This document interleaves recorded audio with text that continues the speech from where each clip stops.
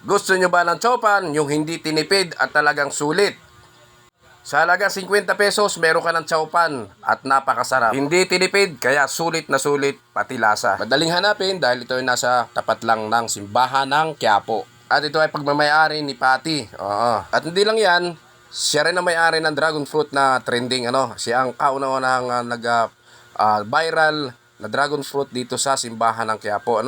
Hindi lang din yan, dahil sa kanya din ito, mga nakikita nyo sa harap na ito, ang mga kikiam na yan, mga siomay na yan, na siyang ingredients naman to dito sa baba na pwede mong panghalo. At meron din sila ditong Hungarian sausage. Makakabili ka naman ng chowpan sa halagang 20 pesos kung gusto mo ng extra.